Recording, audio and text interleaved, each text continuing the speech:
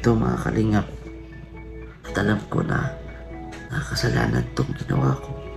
Hanggang sa maisipan ko po na magpakamatay, na magbinti. Hello mga sangkay, mga kalingap. Meron tayong gagawa ng reaction sa ngayon, no? Ito'y patungkol sa isang kasamahan natin, no? Na si VG's Kim Official. Kalingap partner, no? Na merong matinding pinagdaanan, and alamin natin kung ano nga ba ang tunay na nangyari sa kanya. Meron akong video na ipapapanood sa inyo, and after natin na mapanood, magbibigay ako ng opinion or kuro-kuro patungkol dito. Tara mga sangkay, mga kalingap, panoorin natin.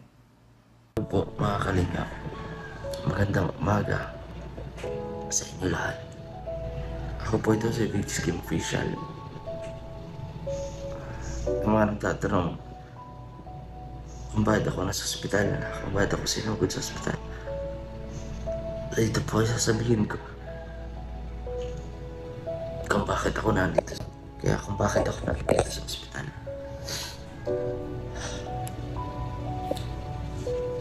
Ito na rin po yung pansamantala nating pagpahinga upang makapag-recover tayo sa ating pinagdaanan, sa ating napagdaanan. Bilang kasi marami na rin po nagtatanong kung ano nga bang nangyayari. Ito mga kalingap, di ako magsisinungaling sa inyo. May iba man yung tingin nyo sa akin, naghalit man kayo sa akin, at di sinabi ko sa inyo at alam ko na nakakasalanan tong ginawa ko. Tagal na tayong may dinadala na napakabigat sa dibdib ko po,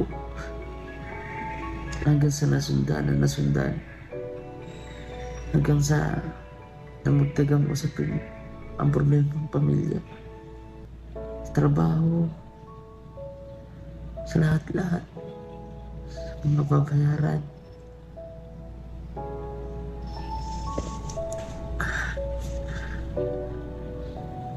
Hindi ko po alam kung ano yung gagawin. Kulong-kulo na po, wala akong makausap. As in, wala po akong makausap sa mga ganitong bagay.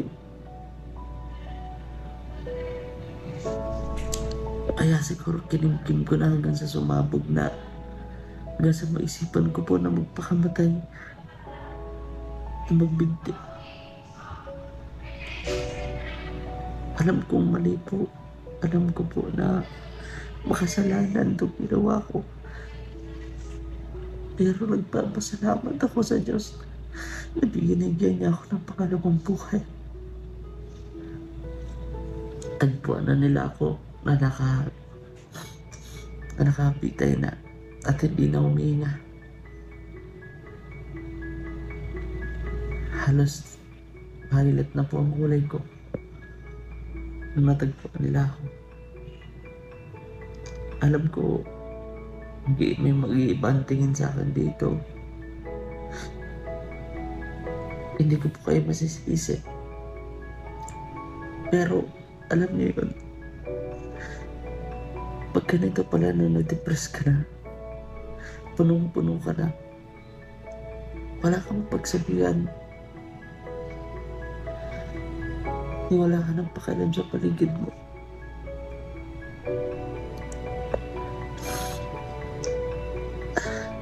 Magagawa mo ito mga ganitong bagay.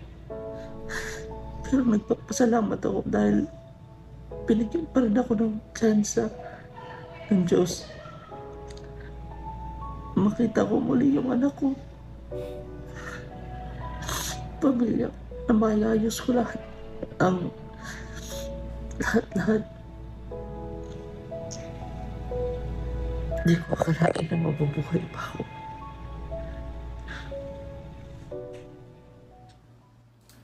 So yun mga sangkay, mga kalingap, no. Malungkot na balita. Naiyak ako, no.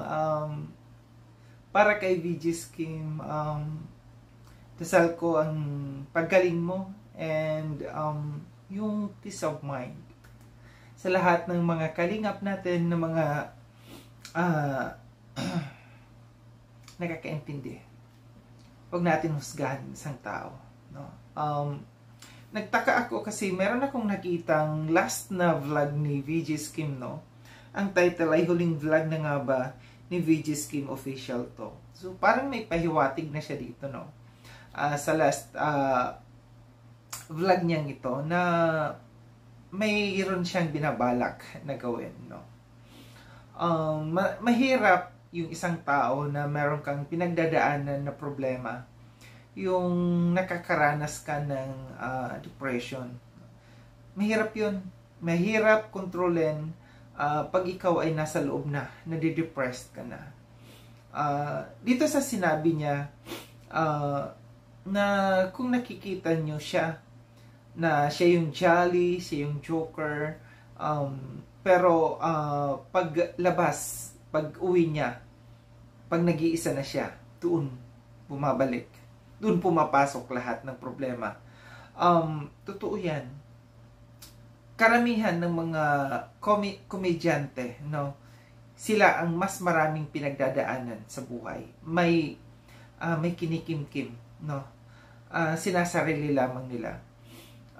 Sa kay VG Skim, tatagan mo ang loob mo. Kung ano man ang mga problema, wag magpadala sa problema, no? Hindi solusyon yung wakasan natin ang buhay natin. Diyos lamang, no? Yung may karapatan na kunin tayo, no? Kumuha ng buhay natin.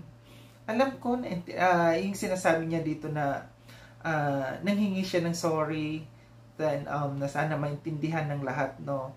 At nagpapasalamat siya sa pangalawang buhay na ibinigay sa kanya ng Panginoon, na hindi siya na talagang meron ka pang purpose sa buhay.